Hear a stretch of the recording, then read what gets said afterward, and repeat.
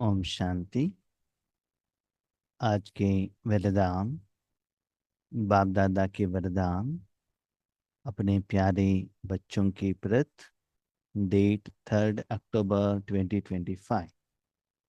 वरदान है, विश्व महाराजन की पदवी प्राप्त करने वाली सर्व शक्तियों के स्टॉक से संपन्न भरपूर भव। विश्व महाराजन की पदवी प्राप्त करने वाले सर्व शक्तियों के स्टॉक से संपन्न भरपूर भव। लौकिक में हम जो बनना चाहते हैं, हमको वही ज्ञान लौकिक दुनिया में मिलता है। हम इंजीनियर बनना चाहते हैं तो वही नॉलेज मिलता है। डॉक्टर बनना चाहते हैं तो वही नॉलेज रहता है। आपको पॉलिटिकल लीडर बनना है तो वही नॉलेज मिलता है। उसके कनेक्टेड बुक्स रहता है, स्कूल रहता है, टीचर्स रहते हैं, साधन रहते हैं। उसके द्वारा आपको जो बनना है वो आप बन सकते हो। ऐसे ही बाबा के पास भी 33 करोड़ पोस्टिंग है। आपको क्या बनना है वो आप डिसाइड करना। एक ही यूनिवर्सिटी में देख लीजिएगा कितना वैरायटी क्लासेस, कोर्सेस, एजुकेशंस रहता है ना। कैंपस तो एक ही है, लेकिन कोई कोई यूनिवर्सिटी में, कोई कोई कैंपस में एलकेजी से लेकर डिग्री तक भी रहेगा, पीएचडी तक भी रहेगा, सब रहेगा, है ना। ऐसे ही ये भी एक एजुकेशन इंस्टीट्यूशन है, यूनिवर्सिटी है। आपको क्या बनना है, ये जो सुप्रीम टीचर है ना, उसके आगे जाकर आपको कहना है आपको क्या बनना है। तो बाबा ने कहा, ज्यादातर मेरे बच्चे क्या करते हैं, मेरे पास आकर वर्तमान समय में उसको जो जरूरत है, आज उनको क्या प्रॉब्लम है, बाबा ये प्रॉब्लम सॉल्व करके दे दो। उनकी पर्सनल लाइफ में उनको क्या चाहिए वो मांगते हैं। भविष्य में क्या समस्या आने वाली है उसके लिए मांगते हैं।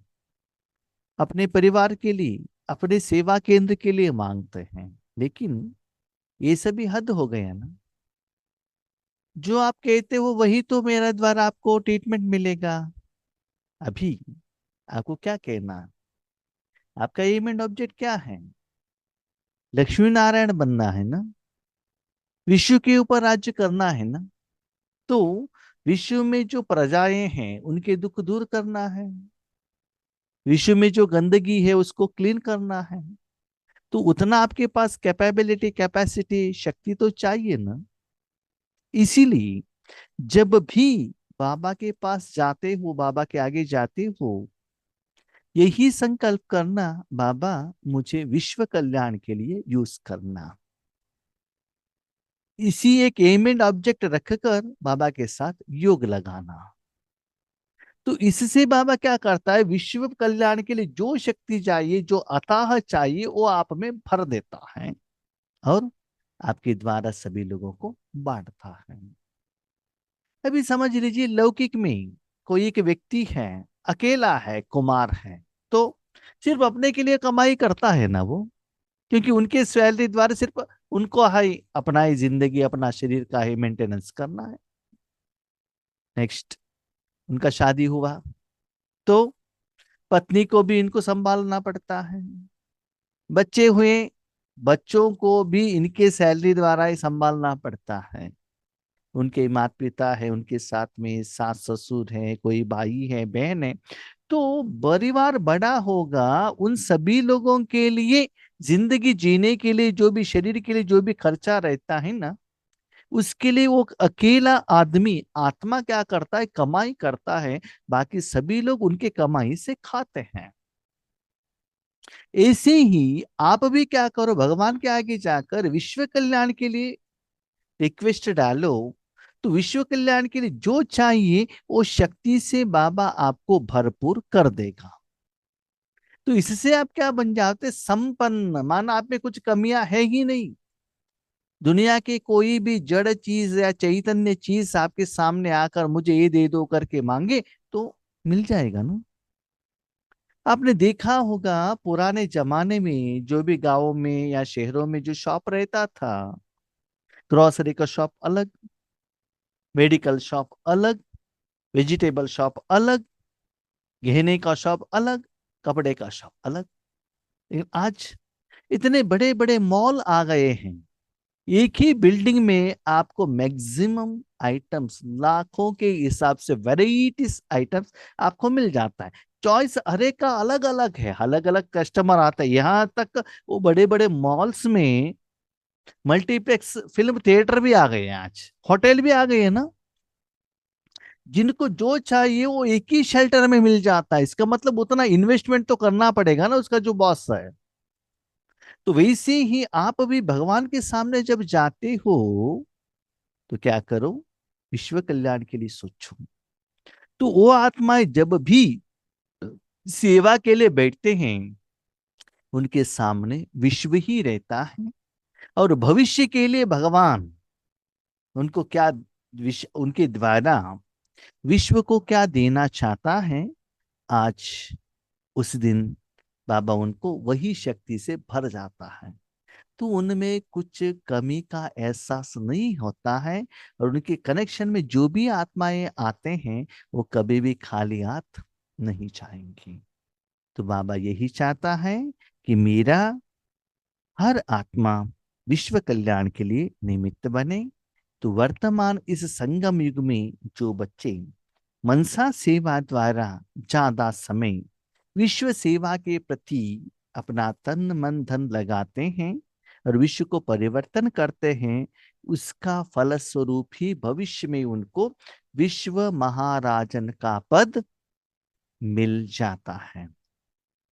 उसमें शक्ति बनने वाला बाबा है, देने वाला बाबा है, लेकिन आप एक साधन बनते हो। लेकिन उसके लिए संकल्प करना, तपस्या करना बहुत इंपॉर्टेंट है। जो विश्व महाराजन की पदवी प्राप्त करने वाली आत्माएं हैं, उनका पुरुषार्थ सिर्फ अपने प्रति नहीं होगा। अपने को चेक कीजिएगा। पुरुषार्थ किस एम एंड ऑब्जेक्ट रखकर आप बाबा के सामने गए हो। बाबा आज ईएमआई पेमेंट करना है, इंतजाम करो। इनका तबीयत ठीक नहीं है, उसको ठीक करो। बच्चों का एजुकेशन ठीक करो। तो ये पुरुषार्थ हो गया ना आपका। एक दिन ये है, दूसरा दिन ये है।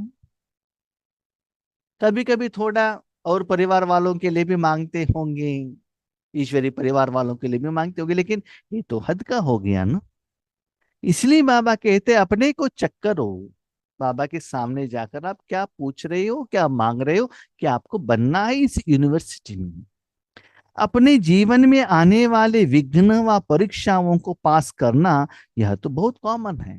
बाबा भविष्य में विनाश होगा, ठीक है, मुझे कुछ भी नहीं होना चाहिए, मेरा परिवार सेफ रहना चाहिए, सिर्फ हमको 3 टाइम का भोजन दे दो, रहने के लिए जगह दे दो, बाकी जहां भी बॉम्ब गिरने दो, हमको कुछ लेना देना नहीं है, हम सेफ रहना चाहिए। और बाबा क्या है बच्चे, मेरा बच्चा यूएस गया है ना, वो वापस आना चाहिए, बाकी कुछ भी हो जाए मेरा बच्चा आना चाहिए बस, सिर्फ।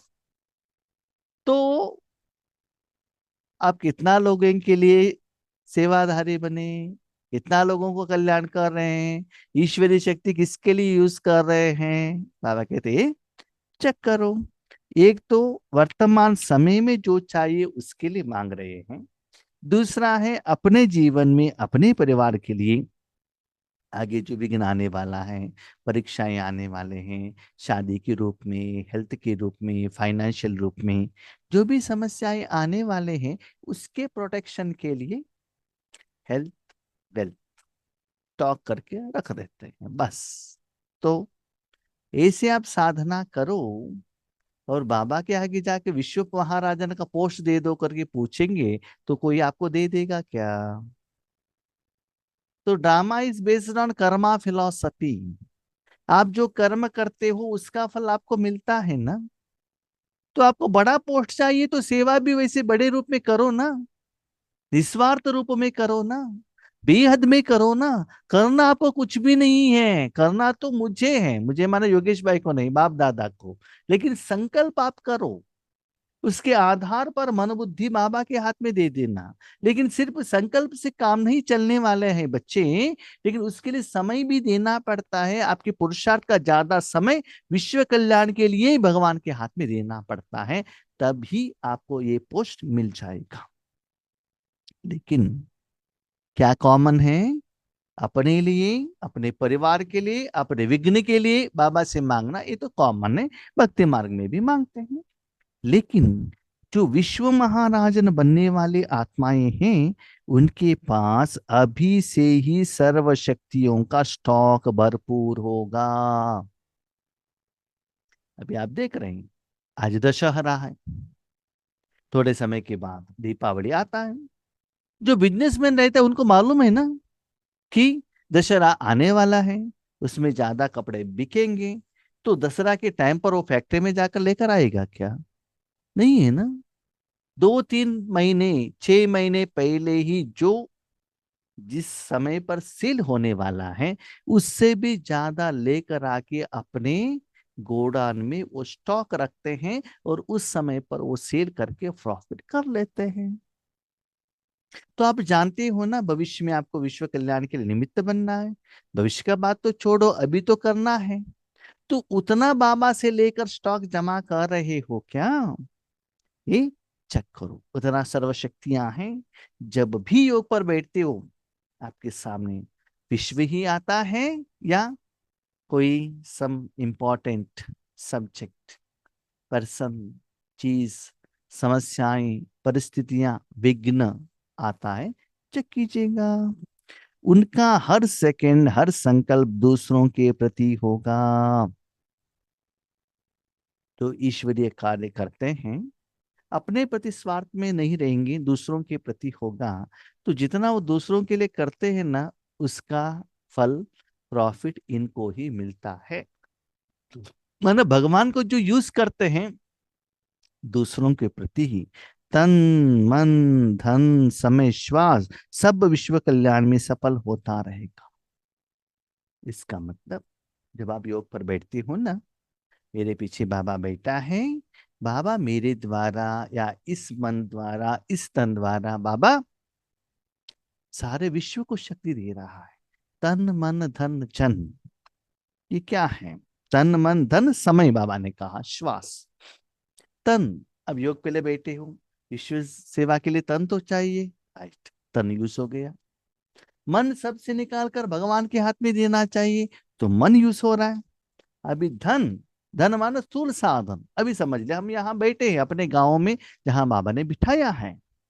जो धन साधन है, कंप्यूटर द्वारा, इंटरनेट द्वारा, या मोबाइल द्वारा, या कैमरा द्वारा, ये धन के माध्यम से ये शक्ति फ्लो हो रहा है और आप तक जाकर पहुंच रहा है ना। भले ज्ञान के रूप में, भले शक्तियों के रूप में। तो धन भी यूज हो गया। उसके बाद बाबा कहते हैं समय, उतना समय हम बैठते हैं, अपने मन को रखते हैं ना विश्व सेवा के लिए, तो समय भी सफल हो गया।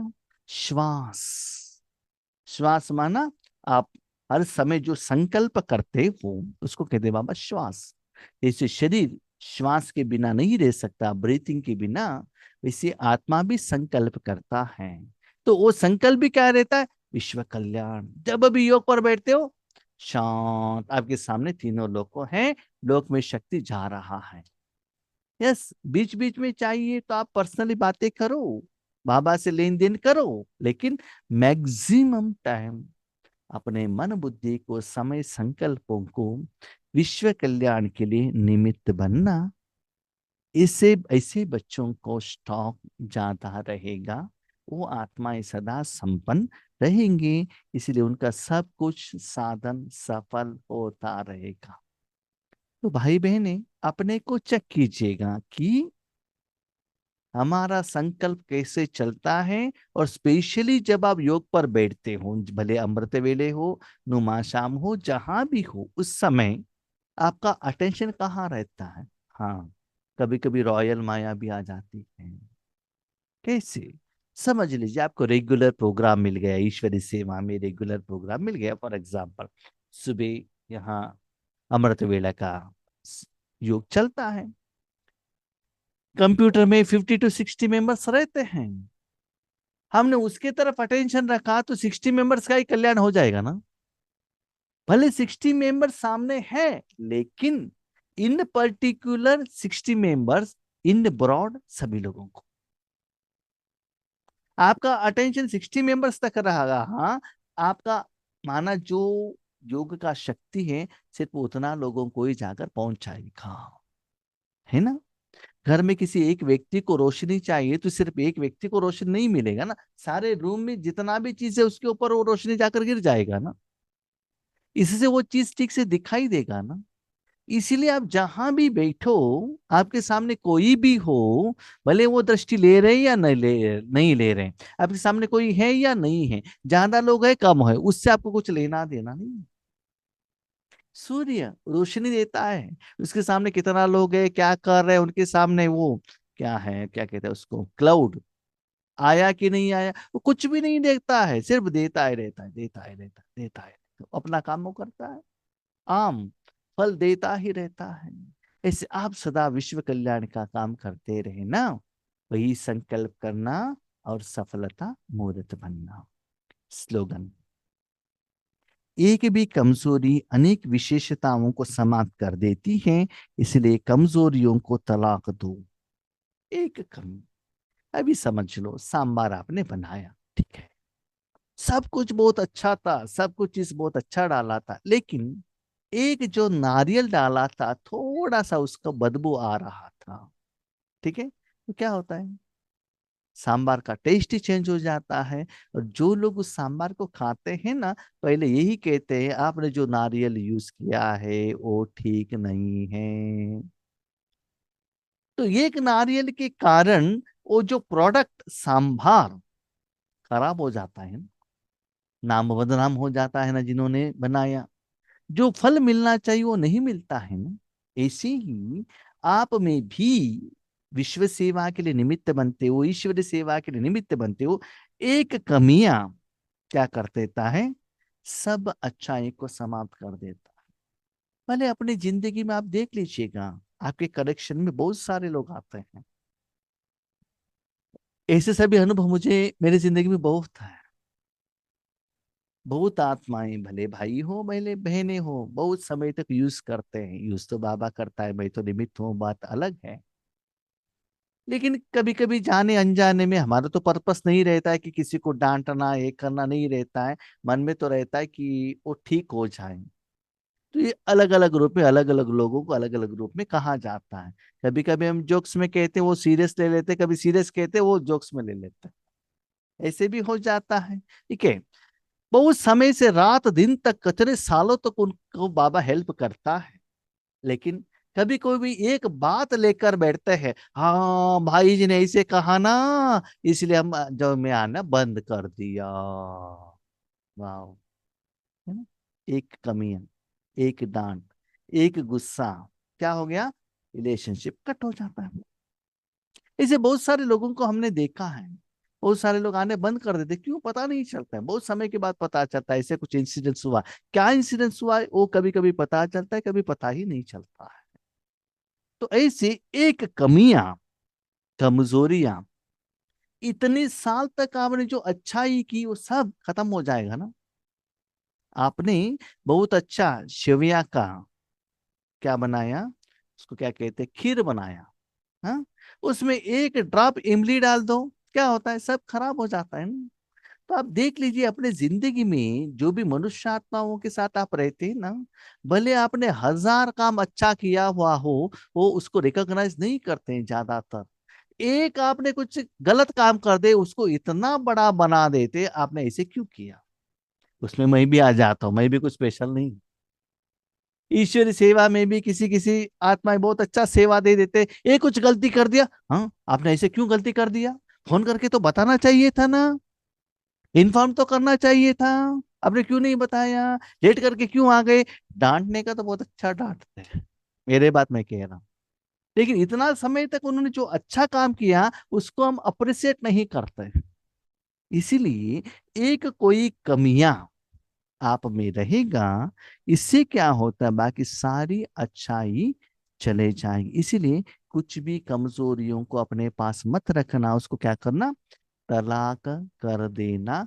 जो अच्छाई है उसको ही अपने पास रख देना। एक खराब चीज आपके पास रहेगा, वो बाकी सारी चीजों को भी खराब कर देगा। एक टमाटर है, वो गंदा है, माना वो खराब हो गया है। आपने देखा, आपने सोचा ठीक है, कल उसको क्लीन करेंगे ना, एक दिन 2 दिन टाइम देंगे, ठीक है। देखा भी, पता भी था, 2 दिन आपने वहां ही रख दिया, वो एक टमाटर बाजू के 4 टमाटर को भी खराब कर देगा, संग का रंग पड़ जाएगा। इसीलिए जितना अपने जो निराकार कमी कमजोरियां हैं, उसको जितना जल्दी होता है उतना क्या करो, टाटा बाय बाय, डाइवोर्स दे देना। ठीक है। अच्छा, ओम शांति।